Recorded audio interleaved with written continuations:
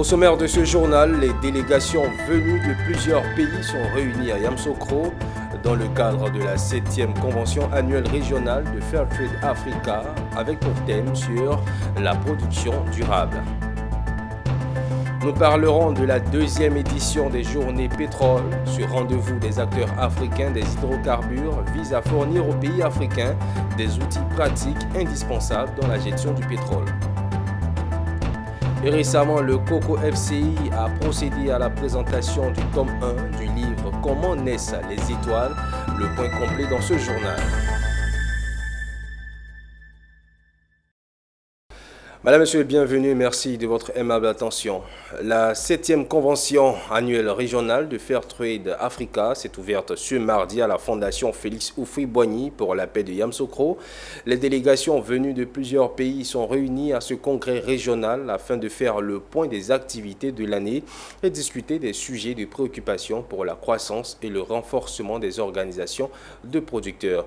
Ce congrès régional de commerce équitable a pour thème parvenir à une production durable, relever les défis émergents avec des solutions disruptives. Le compte-rendu de Pierre Tebeu et Charles Kouakou. Ce sont près de 300 participants venus de plusieurs pays d'Afrique et d'Europe qui ont répondu présents à ce rendez-vous de Fairtrade Africa, la 7e convention du commerce équitable à Yamoussoukro. La convention qui veut emmener les producteurs vers une résilience afin de parvenir à une production durable. Le chemin est-il encore long? C'est la principale question de cette convention. Tous les intervenants à l'ouverture de ce rendez-vous se sont accordés sur les défis qui attendent les producteurs, les transformateurs et les acheteurs des produits Fairtrade. Aujourd'hui, nous avons la chance que nos partenaires qui sont en Asie, qui sont en Amérique latine, qui sont en Amérique, en Europe, sont tous là. Donc il y a un contact direct entre les producteurs et ses partenaires. Et donc au cours de ces assises-là, nous allons réfléchir ensemble, proposer des solutions.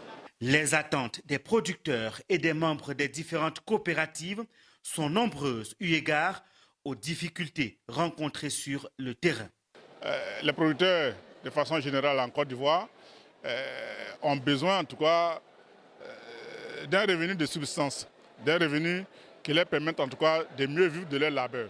Mes ententes, c'est toujours rester d'abord dans le système Fairtrade et puis Fairtrade aussi, pour que Fairtrade puisse encore évoluer davantage pour améliorer nos conditions de plus encore. Aujourd'hui, les producteurs ont besoin de plus de partenariats, de plus d'accompagnement et afin de pouvoir assurer une certaine autonomie dans la vie et d'assurer une certaine tranquillité vraiment dans la vie quotidienne. Le programme de cette 7e convention de Fairtrade Africa à Yamoussoukro promet des échanges importants entre les participants et les membres de coopératives à travers plusieurs panels inscrits. Parvenir à une convention durable, relever les défis émergents avec les solutions disruptives est le thème de ce rendez-vous du commerce équitable à Yamoussoukro. L'information se poursuit à Abidjan. Après une première édition réussie, le cabinet 3e Partners et Conseil organise la 2e édition des Journées Pétrole du 5 au 8 juin 2024 à Dubaï, aux Émirats Arabes Unis. Ce rendez-vous des acteurs africains des hydrocarbures vise à fournir aux pays africains des outils pratiques indispensables dans la gestion et la négociation des contrats pétroliers. Pour cette seconde édition, la question du contrat de partage de production ou CPP sera au cœur des échanges. L'annonce a été faite ce lundi au cours d'un déjeuner de presse dans un hôtel de la place, nous témoignent Ami Korobara et Nicolas Angwa. Du 5 au 8 juin 2024, la ville de Dubaï aux Émirats Arabes Unis abritera la 2e édition des Journées Pétrole. Un rendez-vous qui réunit les acteurs africains autour des questions liées aux hydrocarbures en Afrique. Cette seconde édition, dont la thématique est l'impact du contrat de production sur les économies nationales, se veut être un cadre de renforcement de compétences des cadres administratifs africains, notamment sur les enjeux liés aux négociations et à la gestion des contrats pétroliers. Nous montrerons dans ces journées quels sont les mécanismes et les avantages qu'offre ce contrat pour pouvoir assurer à nos pays une dépendance au pétrole, mais aussi de pouvoir assurer le développement des autres secteurs de l'économie. Quel est l'avantage pour nos États? C'est premièrement, ils doivent avoir des données pour une connaissance du bassin sédimentaire. Pourquoi? Le bassin sédimentaire permet de définir le potentiel d'un pays en matière de réserve. Plus je connais mon bassin sédimentaire, plus je peux être attractif et plus je peux vendre mon bassin laitier. Pour les organisateurs, la compréhension et la maîtrise des contrats de partage de production sont essentielles afin de garantir les intérêts des pays africains. Nous avons prévu pour cette deuxième édition d'avoir en fonction du thème un public beaucoup plus large. Nous visons les ministères premièrement des hydrocarbures, les ministères des finances, les ministères des comptes publics, mais aussi l'ensemble des entités sous-tutelle qui dépendent de ces ministères. Nous estimons que plus l'information est généralisée, plus l'information est partagée, cela permettra à ces différents acteurs qui interviennent tout au long du processus de la gestion des hydrocarbures de pouvoir avoir des pratiques qui soient bonnes, mais aussi qui permettront d'accroître la gestion de ces contrats. Dans la continuité du partage d'expériences, les participants bénéficieront de celui de l'entreprise Damac qui présentera sa stratégie de transformation des Émirats arabes unis à partir des hydrocarbures.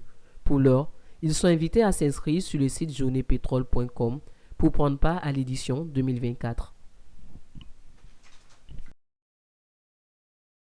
Ouvert ce lundi à Abidjan, la 21e Assemblée générale de l'Association des fonds d'entretien routier est entrée dans le vif de son sujet en ce jour 2. Près d'une dizaine de panels et communications, tous en lien avec le financement des fonds d'entretien routier africains. Un a particulièrement attiré l'attention d'Issa Badini et Doumbia Ayuba, le thème « L'AFERA face aux défis du financement durable de l'entretien routier ». Une dizaine de panels inscrits à l'ordre du jour de cette AFERA 2024 jour 2, parmi lesquels partenariat public-privé pour la durabilité des fonds routiers ou encore l'AFERA face aux défis du financement durable des fonds routiers animé par le directeur général du Fonds autonome routier du Gabon. Prenant le cas de son pays sur la question du financement, Patrice Mesui mesure l'ampleur des défis à relever. Nous venons, ces derniers mois, je crois que nous avons effectué 2 missions ici à Abidjan. Véritablement, nous avons été séduits par le modèle que développe le FER de la Côte d'Ivoire. Et je pense que c'est un exemple à suivre et à encourager. Des gaps trop importants à combler, d'où, selon le directeur général de l'entretien routier gabonais, la nécessité de solutions additionnelles. Parce que nous sommes en train de regarder aujourd'hui comment améliorer la structure des prix sans pouvoir augmenter le litre à la pompe. Donc, c'est un travail qui nous a été demandé par le gouvernement de voir comment donner plus de ressources à l'entretien routier en réaménageant ces taux de prélèvement. Et dans la réflexion qui est menée, nous tendons vers plutôt un budget de près de 50 milliards par an. À ce jour, la Côte d'Ivoire dispose de 10 postes à péage, dont 9 fonctionnels. Des péages qui apportent une plus-value considérable sur le financement du fonds d'entretien routier. C'est justement ces expériences réussies qui sont partagées à l'échelle continentale à cette AFERA 2024. Et nous nous intéressons à la littérature. Tous les ingrédients sont déjà concoctés pour le couronnement du compendium des compétences féminines de Côte d'Ivoire. Vous l'avez compris, nous parlons à présent des activités du Coco FCI, le joyau du ministre Ephrasie Yao Kwasi. Récemment, le Coco FCI a procédé à la présentation du tome 1 du livre « Comment naissent les étoiles ?», un recueil de témoignages soigneusement narrés qui donne à son lecteur le déclic et le délice du travail et de l'audace. Nous témoigne Mon Désir Nascimento. Comment naissent les étoiles? Il fallait attendre le vendredi 10 mai 2024 pour avoir la réponse à cette question. Une réponse de 170 pages consigné dans un tome 1, préfacé par Denise Epoté, a été présenté au grand public à Abidjan. Nous sommes à l'Atril Events où d'éminentes personnalités, ambassadeurs, ministres, cadres de tous ordres ont pris rendez-vous avec le COCOFSI, entendez, Compendium des compétences féminines de Côte d'Ivoire. À travers le tome 1 du livre Comment naissent les étoiles, la désormais ministre écrivaine Euphrasie Kwasi Yao et Guri Charlotte Wiggen, journaliste experte norvégienne en genre, elle aussi co-auteure de ce bouquin, ont partagé des expériences et des success stories de femmes et d'hommes ayant fait route avec le COCOFSI. Quand tu vas lire l'histoire de celle qui est dedans, Mosia, tu verras que toi aussi c'est capable. Tu peux être une fille qui a envie d'aller de l'autre côté, comme on dit, de l'océan. Mais en pensant à cette espérance, l'espoir qu'on donne au Compendium, tu dis je reste parce que j'ai vu des gens réussir. Vraiment, il y a des exemples énormes et pour chacun. C'est ce qui fait la diversité du Compendium des compétences. Le secret que les gens ne peuvent pas percevoir, c'est cela. Toutes les rencontres avec les femmes ont été passionnantes. Chacune a une intéressante histoire personnelle à partager. Comme vous pouvez constater, le sous-titre de notre livre est « L'alliance entre la gendre et la paix incontestoire ». La graine a déjà pris, puisque plusieurs pays ont déjà contacté Madame la ministre Euphrasie Yao pour implanter le même outil chez eux. Et on espère que ainsi, la promotion du genre deviendra un automatisme. À leur suite, d'éminentes personnalités, des ministres ou leurs directeurs de cabinet, des ambassadeurs, des hauts cadres et fonctionnaires d'institutions internationales ont salué à travers leurs interventions et par un standing ovation l'excellence du travail et le contenu tant édifiant de Comment naissent les étoiles. Cet ouvrage, faut-il le souligner, est la deuxième signature de Euphrasie Kwasi Yao après les secrets d'une aventure. Le premier bouquin de la ministre qui lui aussi continue d'alimenter l'actualité. Et parlons célébration, la cérémonie de récompense des meilleurs leaders organisée par Max Team International s'est déroulée ce dimanche. Cette activité avait pour objectif de promouvoir, d'encourager les acteurs de sa communauté et la chaîne de valeur des produits locaux et la production à la consommation. Cet événement a permis de remettre 3 véhicules et plusieurs appareils électroménagers à l'ensemble des promoteurs qui se sont démarqués par leur performance sur le terrain. Michel Brou pour Le Point. 48 millions de francs CFA, c'est le montant des 3 véhicules offerts par Max Team International lors de la première cérémonie de remise de véhicules aux meilleurs leaders de cette communauté de consommateurs. Ce rendez-vous a mobilisé plusieurs délégations venues de la Guinée-Conakry, de Boaké, Tiassali, Ndoussi, Agboville, San Pedro et Tabou. Ces leaders de la communauté ont été honorés pour leur performance.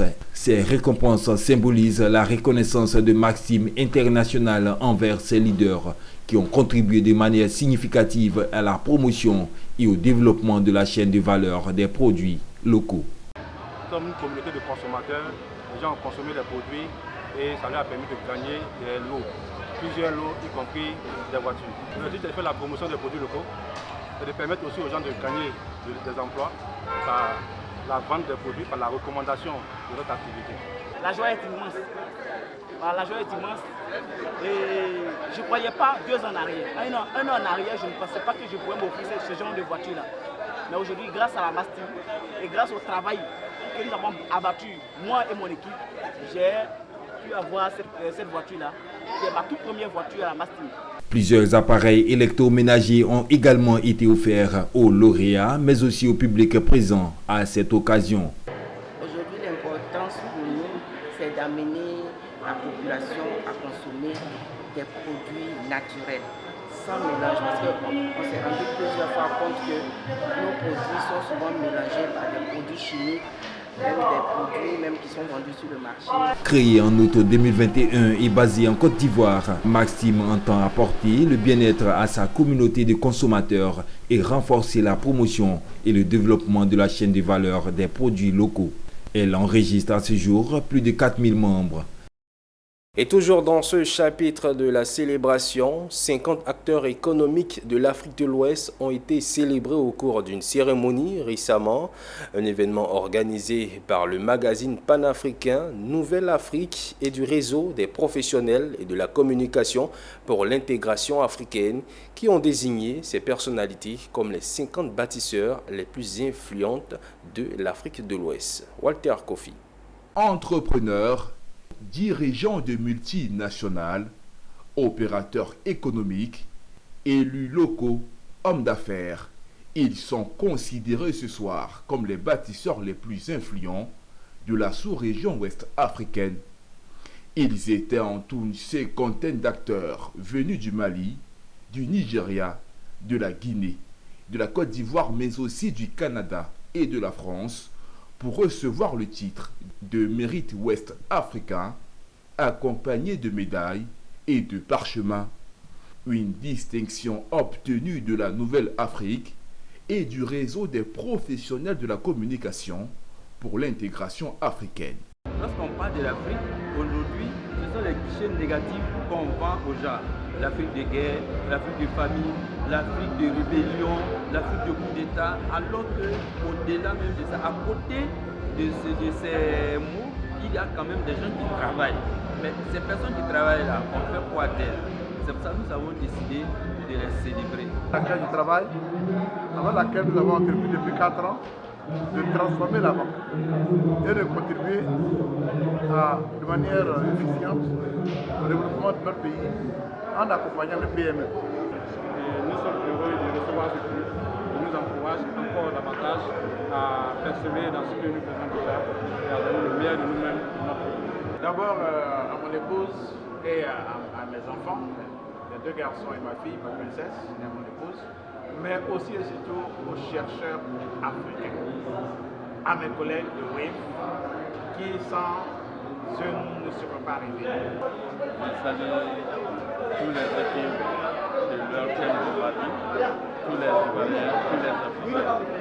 Je suis très content aujourd'hui.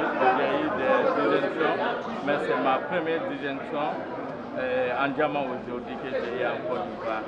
Cette cérémonie de distinction a innové par des conférences et débats sur des thématiques telles que l'entrepreneuriat et la coopération sud-sud et une communication sur les mécanismes de financement bancaire. C'est maintenant chose faite. Ce lundi, la mairie de Treichville a célébré l'inauguration de la maison des jeunes de sa commune. L'objectif est d'offrir un espace où les jeunes peuvent se retrouver, se former, s'exprimer et s'amuser. Un moment de joie et d'ambiance pour les habitants. Diane Cablancan et Maru Seri nous en disent davantage. Sous un ciel radieux et d'une atmosphère chargée d'enthousiasme, la municipalité de Treichville a célébré l'inauguration tant attendue de la Maison des Jeunes. Ce moment a rassemblé des dignitaires locaux, des représentants de la communauté et des jeunes prometteurs, tous réunis pour célébrer l'ouverture de ce nouvel espace typiquement dédié à la jeunesse. L'objectif est de fournir un espace dédié à la jeunesse de la commune, offrant des opportunités de développement personnel, de formation, d'expression artistique et de loisirs. Elle vise à répondre aux besoins et aux aspirations des jeunes en offrant un lieu où ils peuvent se réunir, s'engager dans des activités constructives et contribuer positivement à leur communauté. C'est la vision qui est le plus important. Au niveau de la commune Treichville, nous avions déjà un foyer des jeunes qui étaient au sein des bâtiments communaux et nous avions pensé qu'ils n'étaient pas adaptés. Et nous avons voulu mettre à la disposition de notre jeunesse des locaux qui leur permettent d'abord d'être détachés du travail communal ordinaire et de pouvoir en toute liberté travailler. D'abord, je me réjouis en tant que ministre de la Promotion de la Jeunesse et d'être ce matin aux côtés des autorités municipales, notamment le maire Amicha, qui offre une maison à sa jeunesse. Vous avez regardé, cette maison offre déjà des opportunités en termes donc, de guichet emploi aux jeunes qui pourraient venir ici s'imprégner des informations sur la politique d'insertion. L'inauguration de la Maison des Jeunes a été une véritable célébration de la vitalité et du dynamisme de la jeunesse de Treichville. Aujourd'hui, nous pouvons le prouver à travers la construction de cet édifice qui n'a qu'un seul but, que de nous permettre de nous éclore. Monsieur le ministre, c'est le lieu pour nous de vous dire que cet espace ne sera pas un espace physique, mais un véritable foyer pour nos idées. La Maison des Jeunes de la commune de Treichville promet d'être un lieu d'épanouissement, de créativité et de développement personnel pour les jeunes de la commune. L'actualité, c'est aussi la santé, le cancer du col de l'utérus, le diabète, l'hypertension artérielle, l'obésité. Le premier rempart de ces maux, c'est le dépistage. Ce dépistage, le centre médical L'Œil des Anges, c'est à Marcory, l'a offert gracieusement à une centaine de personnes et ce à l'occasion du lancement de ces activités. Le compte-rendu avec Issa Badini.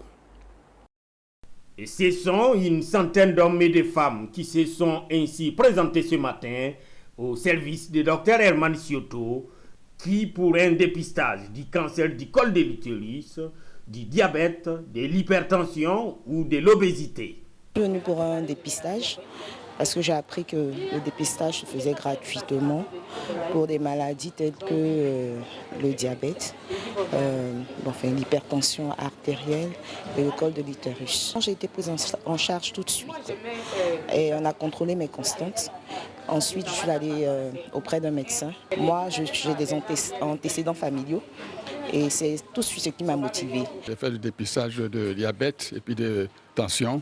Bon, on m'a pris un peu, le poids. Exactement, c'est tout à fait bon. Je suis vraiment satisfait.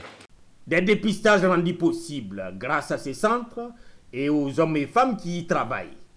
On a vu que dans ce quartier, il y a beaucoup de malades du diabète. Et comme il y a un gros centre qui est là, mais là-bas, c'est un peu coûteux. Donc, on a essayé de faire un peu du social en venant dans le quartier, au moins pour aider au moins les gens qui n'ont pas les moyens. Des dépistages, mais également, à cette occasion, des conseils d'usage. Le conseil que nous pouvons porter, c'est les maladies sédentaires, c'est très important. Il faut faire les dépistages. Il faut faire les dépistages, savoir contrôler sa glycémie. C'est banal, glycémie, bon, technique clinique, nous à l'hôpital, si c'est trop, c'est 1000 francs, 1500, souvent on fait gratuit. Donc, de temps à autre, passer à contrôler, c'est important. Et puis surtout, demander aussi dans les familles, parce que les facteurs génétiques interviennent dans ce que nous faisons. Ces différentes activités de ce jour marquent officiellement le démarrage des activités du centre médical, ici au quartier GFCI, en plein cœur de Marcory. Avec des équipements adéquats et un personnel d'une vingtaine d'agents, l'Œil des Anges offre des soins en diabétologie, en pédiatrie, en cardiologie, en endocrinologie ou encore dans les maladies liées aux reins.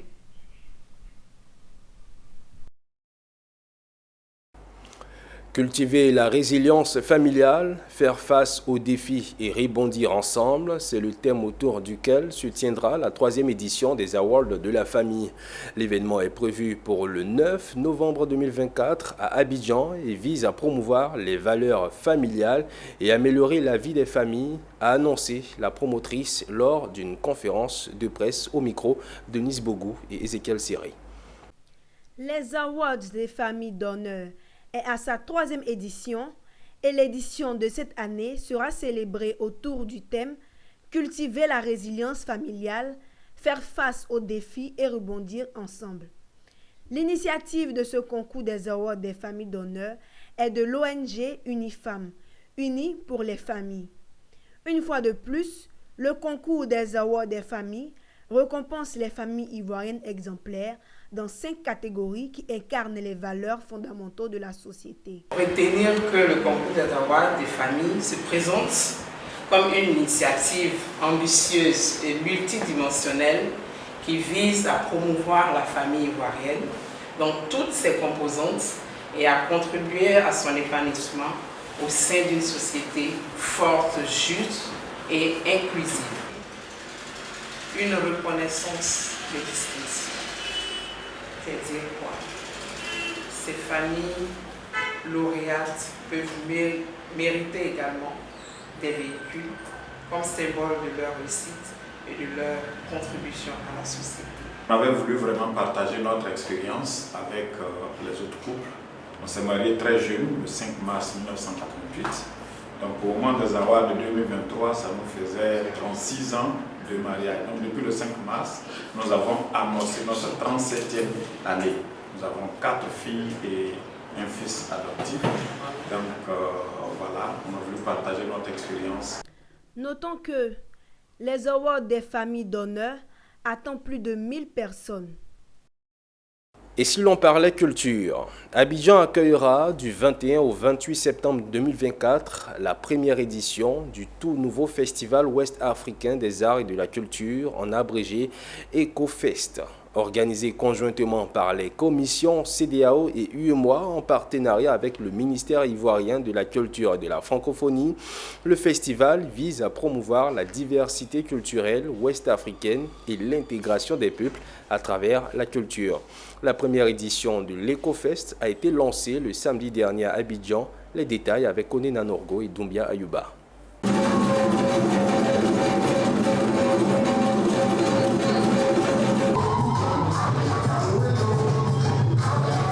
« 15 pays, une vision. La paix et l'intégration économique et sociale en Afrique de l'Ouest. Une vision que la culture pourrait permettre de réaliser. Et c'est là qu'intervient le Festival ouest-africain des arts et de la culture, EcoFest, dont la première édition a été lancée en grande pompe ce samedi 11 mai 2024 à Abidjan. L'année prochaine, ça va être les 50 ans de la CEDEAO. Et désormais, nous devons y arriver à partir de EcoFest, marquer notre empreinte parce que c'est la culture qui sera le socle de notre futur et de notre avenir dans cet espace. Je pense que la Côte d'Ivoire réunit toutes les conditions pour pouvoir accompagner les idéaux de la CEDEAO et de l'UEMOA pour cet événement. Prévu se tenir en Côte d'Ivoire du 21 au 28 septembre 2024, cette première édition aura lieu sur le thème « La culture, catalyseur de la paix, de la diversité et de l'intégration économique et sociale en Afrique de l'Ouest ». Et déjà, les autorités ivoiriennes sont à pied d'œuvre pour relever le défi de l'organisation. Nous sommes très heureux aujourd'hui de voir que la Côte d'Ivoire pourra mettre en œuvre cette vision, bien sûr pour les acteurs culturels, mais surtout au service de l'intégration régionale, qui est aussi un élément, en tout cas une des visions du chef de l'État. Et j'en profite aussi bien sûr pour remercier le Premier ministre, son Excellence M. Robert Begré-Mambé, qui nous a encouragés, qui va nous soutenir. Initiative des commissions de la CEDEAO et de l'UEMOA, le festival EcoFest 2024 sera meublé de programmation artistique, d'expositions d'art, de rencontres professionnelles et de l'organisation des salons dédiés à la créativité. Récemment, une délégation de la plateforme nationale du dialogue interreligieux contre l'extrémisme violent, composée des imams et des pasteurs, s'est rendue dans les localités de Toubor, Moromoro, Bolé et Kafolo. C'était dans le cadre d'un projet financé par l'ambassade des États-Unis en Côte d'Ivoire.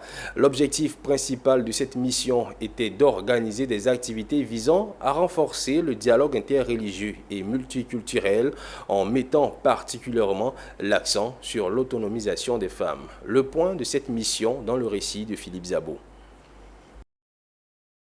Facteur de rassemblement, la danse était l'objet de la dernière activité de la première phase du projet menée par la plateforme nationale du dialogue interreligieux contre l'extrémisme violent dans le nord du pays. Les populations du Toubor, du Moromoro, du Bolé et de Kafalo ont vibré au rythme des sonorités du terroir.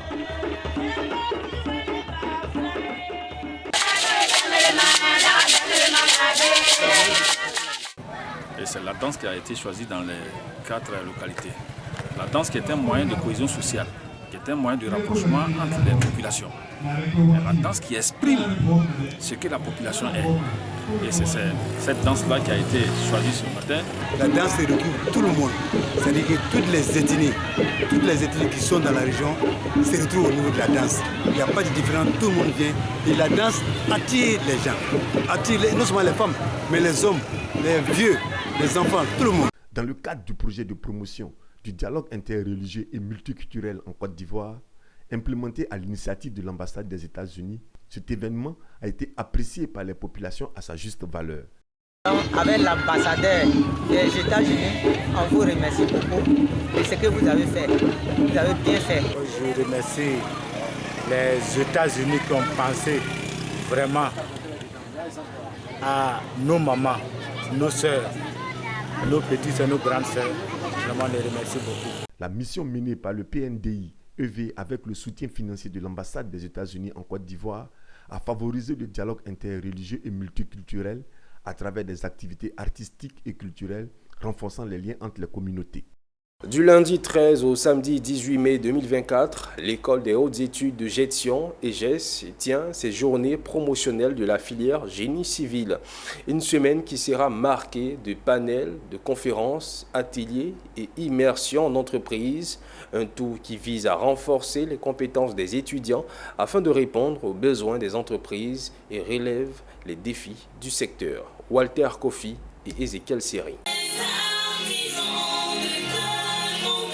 Un hymne qui symbolise leur choix, celui d'appartenir au monde du génie civil et d'en devenir les meilleurs acteurs.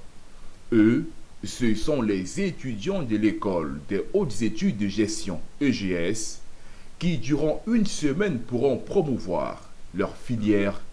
Ces journées promotionnelles de la filière génie civil sont une initiative de l'établissement d'enseignement supérieur qui, pour cette 4e édition, entend se pencher sur la digitalisation du secteur à travers des conférences sur l'intelligence artificielle.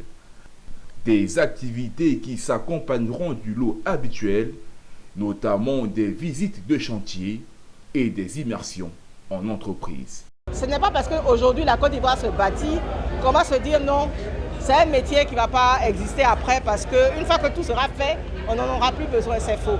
C'est un processus continu.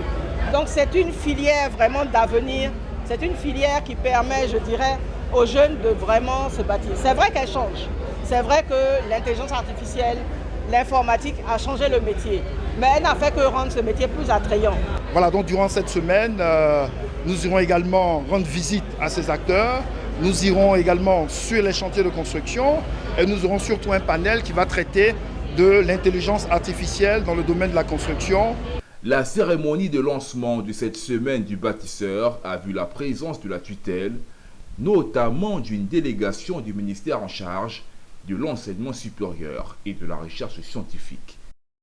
Génie civil, c'est un vivier, voilà, c'est une niche très importante en matière d'emploi et je pense que les jeunes doivent aussi intéresser.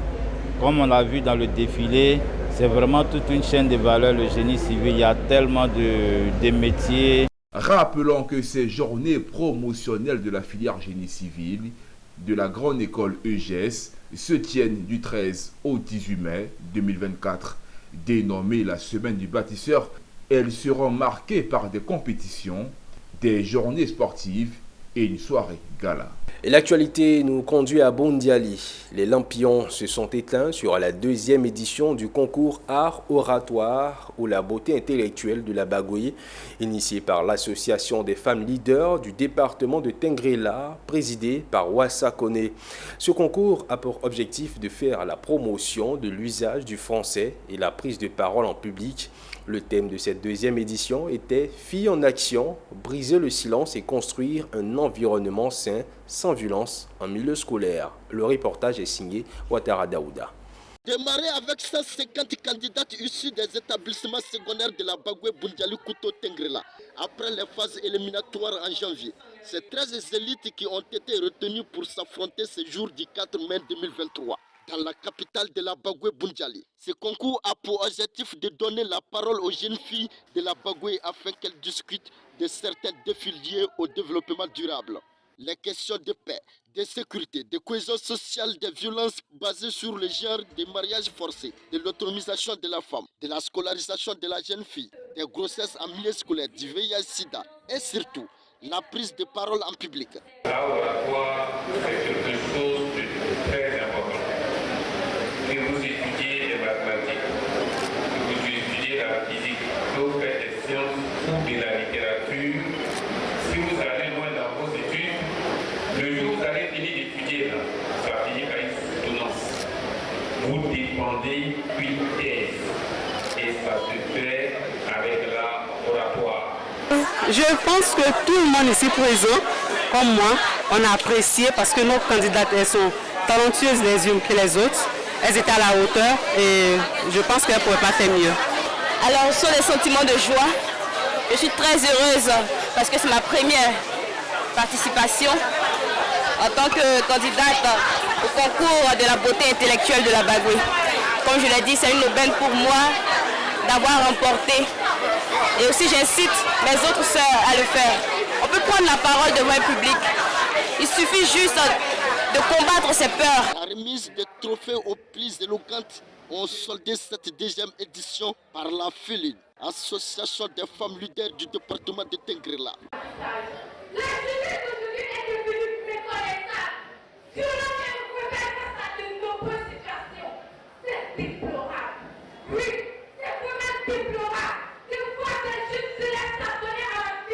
Le conseil d'administration de la Fondation Bloom a procédé à la cérémonie d'installation du club de leadership féminin du Collège Enfant Jésus de Gagnoa. Cette activité visait à sensibiliser les écolières de cet établissement aux violences basées sur le genre.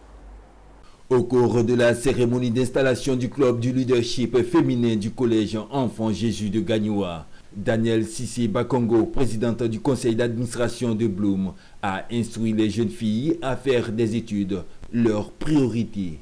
La présidente du conseil d'administration a également insisté sur la nécessité pour les jeunes filles de redoubler d'efforts pour garantir leur succès académique. C'est qu'on est venu pour vous accompagner à devenir des leaders, à devenir des femmes fortes, à devenir des femmes accomplies, à devenir des femmes qui vont être des décideurs de demain ici en Côte d'Ivoire. Les jeunes élèves se sont réjouis du soutien de leur marraine. Toutefois, elles ont fait la promesse de demeurer des leaders. Merci de faire de notre établissement la base du leadership féminin. Et vous avez fait le bon choix, car les filles du Collège Enfant Jésus ont été les meilleures. En témoignent les moyens obtenus et nos résultats au BPC qui font de nous des filles, vos filleuls, les meilleurs élèves de la région. Et nous vous promettons de maintenir ce rang. Le club du Collège Enfant Jésus de Gagnoa a été installé au terme de la cérémonie par le sous-préfet de Gagnoa, Moussa Soumaoro. La Fondation Bloom existe depuis plus d'1 an. En image à présent, en marge de la journée de la Société financière internationale en Égypte, un nouvel accord de financement de 100 millions de dollars avec la Banque du Caire a été signé. La moitié de ce financement sera allouée à des micro, petites et moyennes entreprises du secteur privé, principalement celles dirigées ou détenues par des femmes. 50 millions de dollars est remboursable sur une période de 5 ans. L'autre moitié est une facilité de financement du commerce qui offrira la Banque du Caire des garanties couvrant le risque de paiement pour des transactions liées au commerce. Et voilà qui met un terme à cette édition. Merci de l'avoir suivi. Restez en notre compagnie. Les programmes se poursuivent sur Business 24 Africa.